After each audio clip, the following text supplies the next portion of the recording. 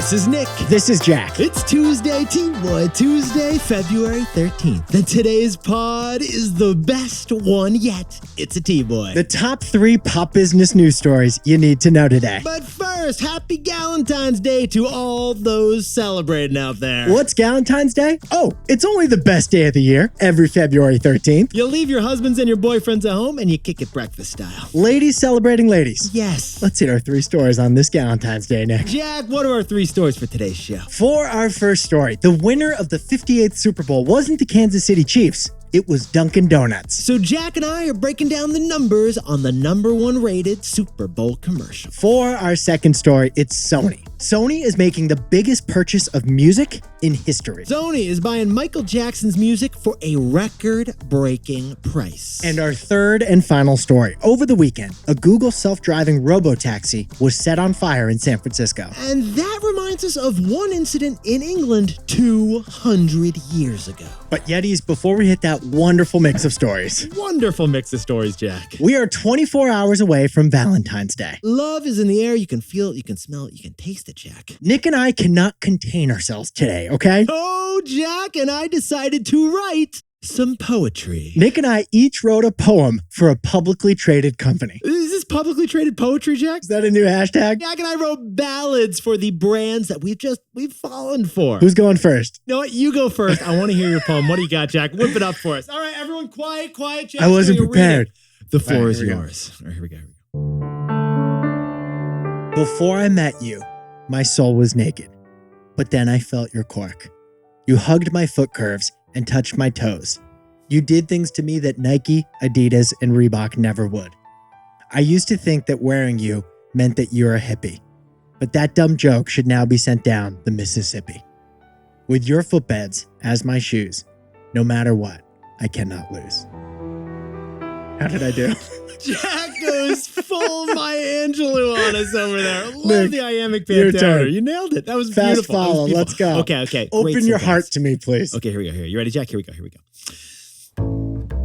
In I walk to stand in line, a midday rush to casually dine. The spicy smells waft to my nose, adobe fumes shall cure my woes. My turn to order, the vibes euphoric, lunchtime indulgence so caloric. Your foil tin, your napkins tan, just wrap it tight, burrito man. They try to upsell, want some queso. What the heck, straight to my face-o. But all I crave is barbacoa, yet this line just moves oh so slow. Yes. You ask me daily, bowl or wrap, a true trick question, cause both do slap. Carnitas, sofritas, chicken or steak, a protein quandary, a decision to make. Brown rice, white rice, no rice, whoa, rice. I'd lick your salsa from the floor, and yes, I know the guac costs more, so plop on that guac. I'll happily pay for an $18 burrito at Chipotle. My goodness gracious. I didn't realize my co-host was Robert Frost. Just pour it out of me. I mean, you broke the rule that we shouldn't say lick on the pod, but that's okay. Yetis for T-Boy Tuesday, we want to know, what is the poem that you would write for a business? We want you to send us your publicly traded poem like Nick and I just recited on this pod. Send in your brand ballad and we'll read it on tomorrow's Valentine's Day podcast. And if you're feeling vulnerable and open, comment publicly on our latest T-Boy pod post from this morning. And if you're feeling extra vulnerable, send us a voicemail. We want your poem. We're picking one publicly traded poem from one of you to read on tomorrow's Valentine's pod. In the meantime, Jack, let's hit our 3 stories. Nick, that was amazing. Jack, you're an artist. 15 years before this song, 2 boys from the Northeast met in the dorm. They had an idea that caused a cultural storm. It's the best one yet, but the best is the norm. Jack, Nick, that's it. I don't even think they need to practice. 50%, that's a fat tip. T-Boy City on your at list. If you know, you know, cause we ready to go. We can't wait no more, so just start the show. Start the show. For our first story, the #1 Super Bowl ad everyone is still talking about, it's Dunkin'. Because Super Bowl commercials aren't measured in minutes, they're measured in months. Yetis, here's the reality of media. Super Bowl ads, they get more attention than the Academy Awards. That's the real deal. Nick and I watched the whole game. We watched all the commercials except for our bathroom runs. The theme this year was to play it safe with Super Bowl commercials by using humor and nostalgia and uncontroversy. And pay more attention to women because Taylor is watching. We got Nerds' first ever Super Bowl commercial. Not too shabby. Christopher Walken was impersonated by like 8 people in a BMW ad. Yeah, it was really good, Jack. And E-Trade brought back their hilarious little babies to play pickleball like old people. As one does, Jack. Temu, the Chinese e-commerce app, they had the most Super Bowl commercials, with 3 during the game and 2 after the game. But Jack and I jumped into the numbers T-Boy style, and we discovered that the most Googled Super Bowl commercial of Super Bowl day was Dunkin Donuts. New England's Coffee is the hottest YouTube channel right now because people are watching that commercial again. Jack, can you and Mocky Mock set the scene for us over there, please? All right, in this Dunkin commercial, Ben Affleck was ensconced in a pink and brown Dunkin Donuts tracksuit that had little Boston sports logos like ironed on all over the place. You could smell the Bruins on him. And basically, he was creating a boy band. That was the theme of the commercial. The Dunk Kings boy band. Who was in this thing, Jack? Tom Brady was the DJ. Matt Damon was part of the boy band, although he's kind of embarrassed to be part of the boy band. Tom Brady, by the way, like in 12 commercials. But Ben Affleck had to convince his wife, J-Lo, who was like the producer, to publish the record. And she thought the whole thing was an embarrassing mistake. Yeah, she thought the Backstreet Boys of Boston weren't worth doing. The commercial ends. It was a lot of fun. It was a great commercial. It was the biggest thing for Boston since Noma ate an egg chowder at the Flower Back Bay location. Just outside Boston. How was that, Darlene? Was that okay, my Boston attempt there? I thought Darlene's going to approve, Jack. But Jack, could we sprinkle on some context to the numbers from this commercial, please? CBS made a record $650 million just in Super Bowl commercials on Sunday night. Because CBS was selling 30-second spots for a record $7 million a pop. But Dunkin's commercial was 60 seconds. So they paid CBS $14 million. Okay, but then Jack and I realized that's just what they paid CBS for the right to have the advertisement during the game. That's not how much the commercial actually cost. Ben Affleck, a nice guy, a Boston proud guy. He's no UNICEF. Reportedly, Ben Affleck charged Dunkin $10 million just to appear in these commercials. And that supporting cast, that's not cheap either. J-Lo, Matt Damon, Tom Brady, they all have to get paid too. If they're all getting paid millions of bucks, at that point, Ben Affleck could just buy Williams College, Jack. I don't know about Williams, maybe Endicott. So yeah, it is, add it all up. And this wasn't a $7 million commercial. The cost of this commercial was probably like $30 million. The cheapest part of the commercial was the brown and pink Dunkin tracksuits that said Dun Kings on it. And around a large regulars for the fellas. But we think it was worth it for Dunkin because of our takeaway. How you like them donuts? So Jack, what's the takeaway for our buddies over at Dunkin'? Super Bowl commercials aren't 30 seconds long. They're 30 days long.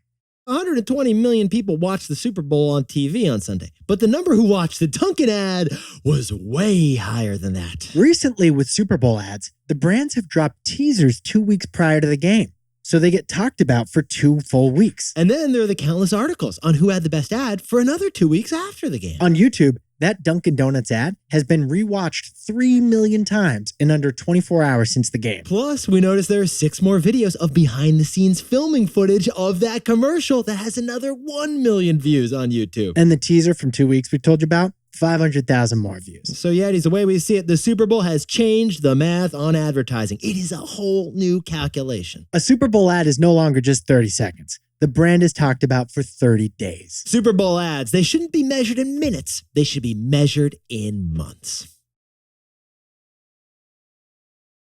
For our second story, the estate of Michael Jackson just sold his songs for the biggest price tag in music history. Sony is buying Michael Jackson's music because the world has separated the art from the artist. Yetis, interesting trend Jack and I have been following the last couple of years. Big money has been buying up the rights to music like it's real estate out there. Bob Dylan, Tina Turner, Katy Perry, dozens of other musicians have all sold their music for over $100 million each. Oh, Jack, the biggest music sale of all? Who we got, man? The boss. Bruce Springsteen sold his entire back catalog for a record $550 million. Thunder Road, that's like a few $1 million right there. Not too shabby. But now, Michael Jackson is number one. Yetis, here's the news. Sony Music has bought 50% of Michael Jackson's music collection, valuing that collection at $1.2 billion. And how's it so valuable? because the late king of pop still brings in $75 million a year in royalties from all the streaming of his music. Now, half of all that will go to Sony Music in a deal worth twice as much as Bruce Springsteen's record. Now, Yetis, you might be asking, how has Michael's music been affected by the allegations of child abuse? Dusties, you might be surprised that after all you've heard about Michael Jackson for years, he becomes the first musician to sell his library for over $1 billion. The story around Michael Jackson changed in 2019 when HBO put out a documentary called Leaving Neverland.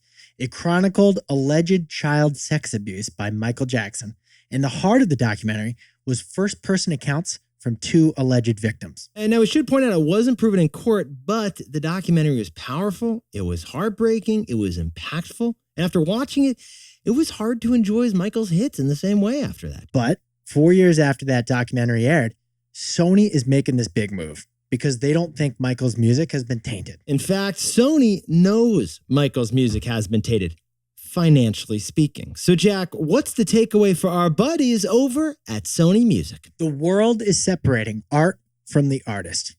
Yetis, Michael Jackson isn't the only popular musician whose legacy has been darkened by personal exploits. Kanye West won 24 Grammys, and then in late 2022, he made multiple appalling anti-Semitic rants. And then, Jack, what happened the very next year in 2023? Last year, Kanye was still, despite all that, the number 9 most streamed musician on Spotify. Jack and I jumped in T-Boy style to the numbers, and the numbers, they show it's the same situation with Michael. In the 3 years after that documentary came out, according to Billboard, Michael Jackson's album sales rose by 37%. And there's the Michael Jackson musical on Broadway that's still selling out, and there's a biopic that's coming to theaters next year on Michael Jackson. Some people decide to hold musicians accountable to their past actions by not consuming or listening to their content. That doesn't appear to be happening on a wide scale. In the music industry, it looks like cancel culture is not happening. The world is separating the art from the artist. For our third and final story, over the weekend, a crowd of people set fire to a Waymo robotaxi. But Nick and I jumped into our history books, and get this, we found that the same exact incident happened 200 years ago. Jack, it was a wild and fun weekend in San Francisco. They lost the Super Bowl, but it was a lot of fun otherwise. On Saturday, Chinatown was celebrating the Lunar New Year, which was a huge celebration. And then, Jack, I went to the Warriors game on Saturday and ended up on TV somehow because Draymond Green walked into the stands and was like right next to us. That was really cool. Yetis, Draymond Green, the basketball player, walked right past Nick to greet his daughter who was sitting behind him. I thought he was Yeti, but he was just trying to see his daughter. In the meantime, Yetis, anyway.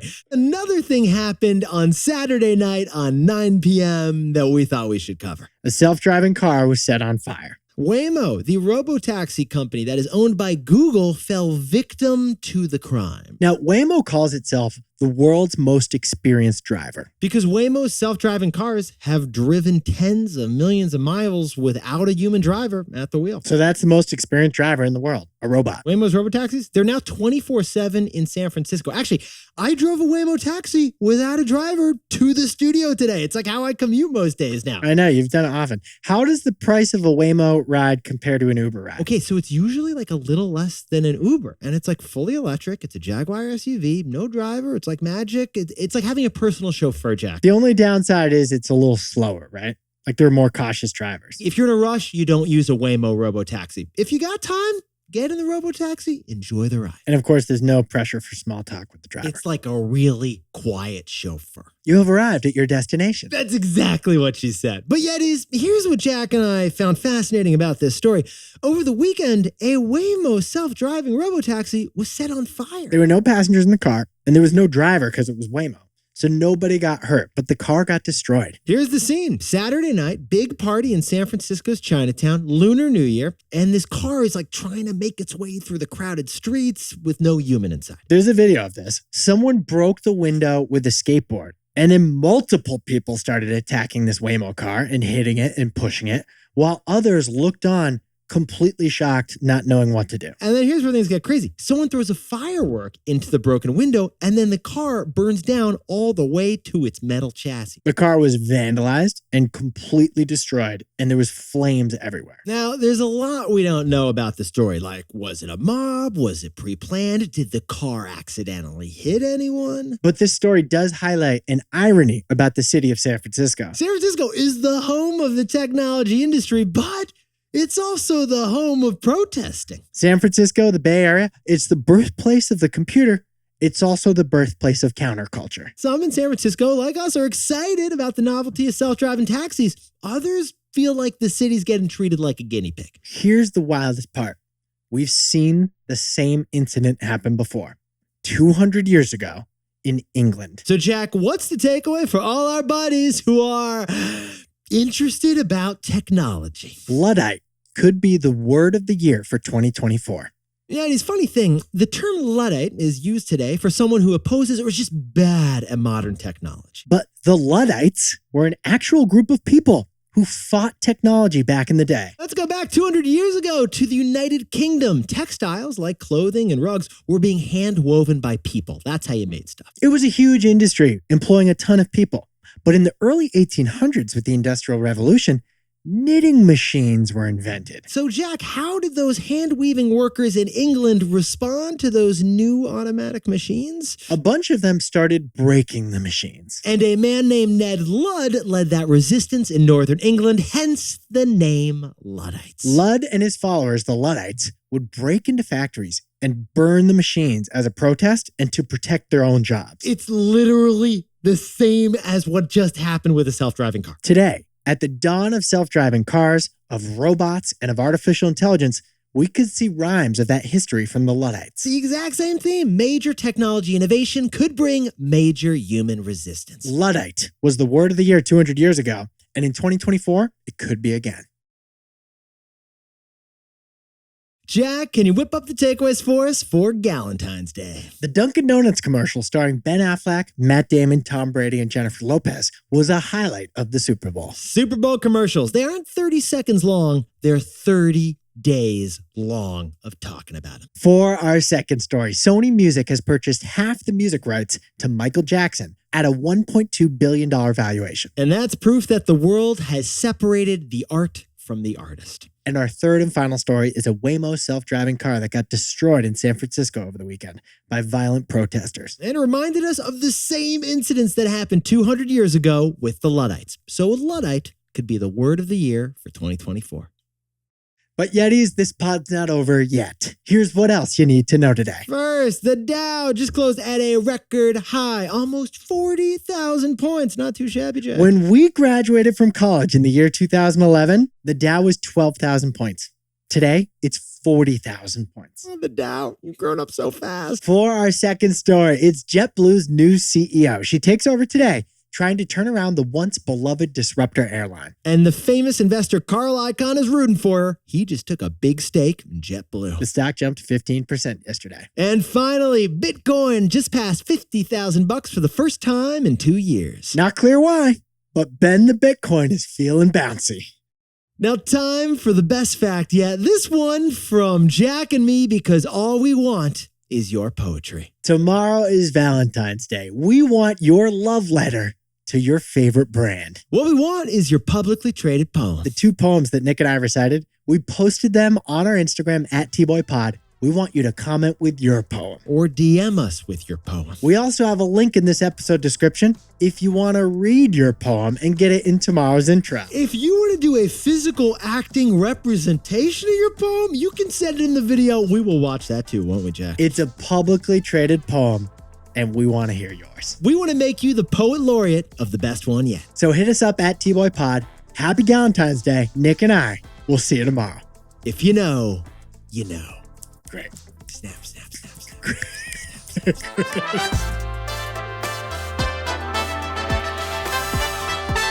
And before we go, congratulations to Yeti's Manny and Connie, a couple of T-boys who are besties together. 24-year anniversary down in Orlando, Florida. Congratulations to Deepal Patel, who just got certified as an ethical hacker at Deloitte in New York City. Not too shabby. And Danielle Guilfoyle's got a new job also in New York City. Have fun on the commutes, guys. Happy 40th birthday to Sean Scharf over in Ohio with Alex in the comment. You guys are going to have a blast together. And Jesse O'Connor is celebrating a birthday in Concord, New Hampshire with a great round of disc golf. And to all our New Yorker Yetis, enjoy the snow day. And to anyone else celebrating something today, make it a T-Boy. Celebrate the wins. This is Jack. Nick and I both own stock of Spotify, and we both own 1 Bitcoin. And we both own shares of Chipotle. That was wonderful, Nick. Yeah, and the performance? Both incredible. What'd you say about the rice? White rice, brown rice, no rice, yes. that was supposed to be the slam poetry part. Brown rice, white rice, no rice, whoa, rice.